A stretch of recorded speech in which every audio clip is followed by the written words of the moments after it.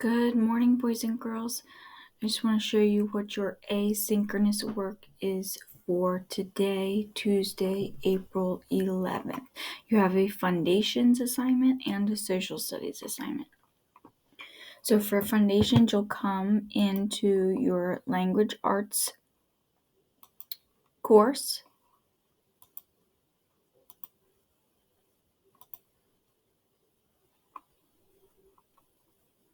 You'll go to foundations,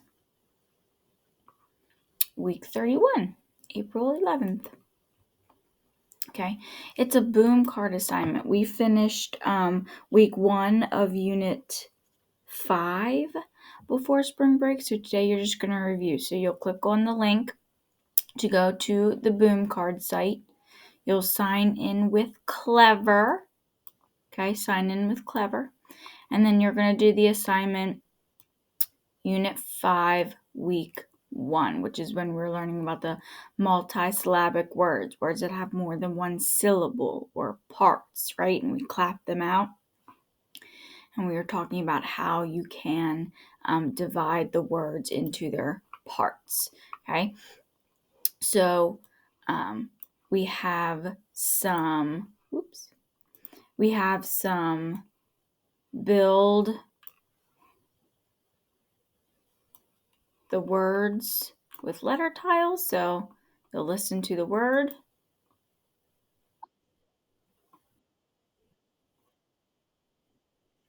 Upset. So remember, we spell them syllable by syllable. So upset. So first syllable is up. Second syllable, set. S-et.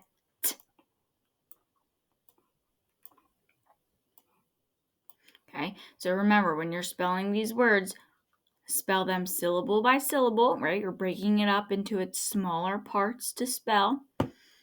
Tap it out and use the letters for the sound you hear.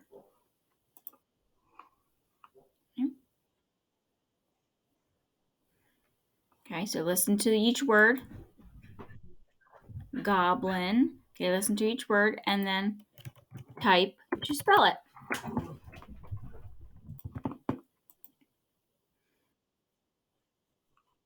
Okay, here we know how to do these. We're making a sentence. Friends, please remember, sentences start with a capital letter and end with punctuation.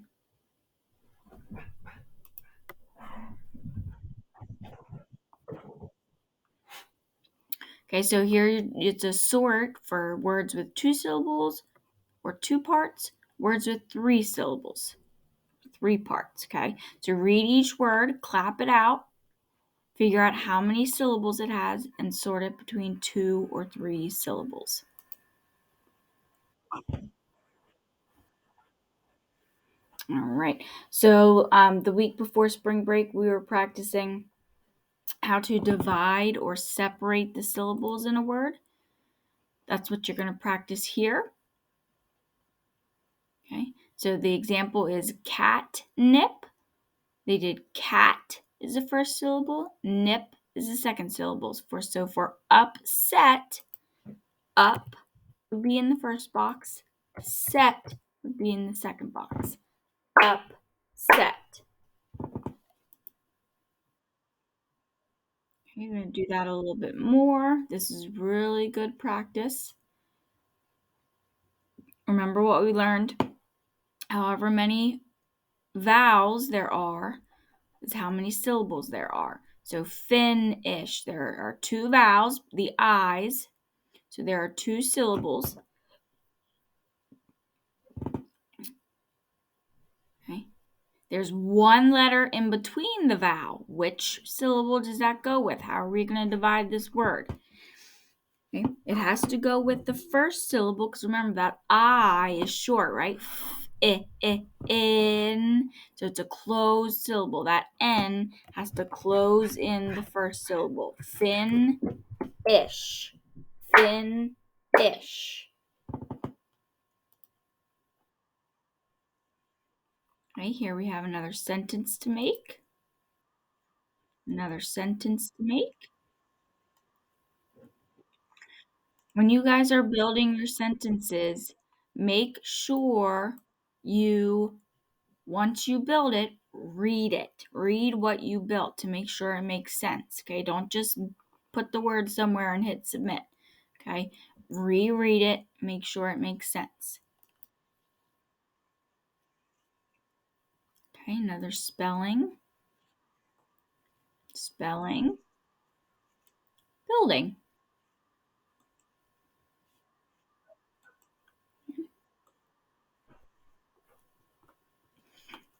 Okay, so that's your foundations assignment. For your social studies assignments, you will go to your social studies course.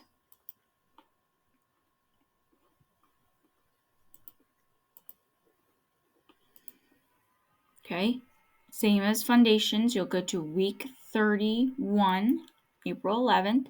Okay, and it says how America works, true or false. Okay, so we're about to start a new unit, and we're going to start this unit by reviewing how the United States government works. We've already learned about this.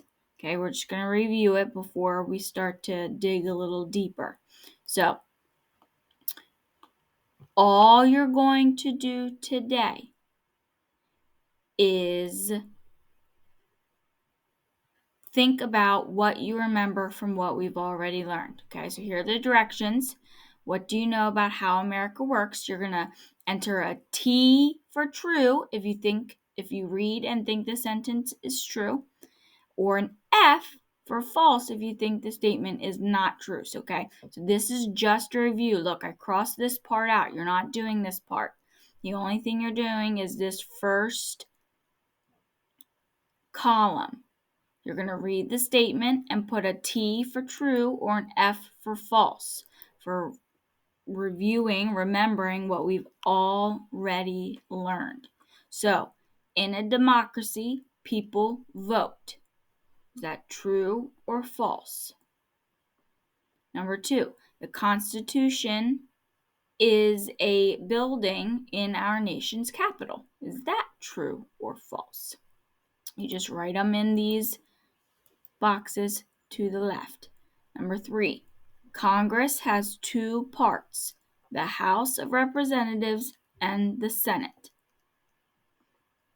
Number 4, there is only one member of the executive branch, the president.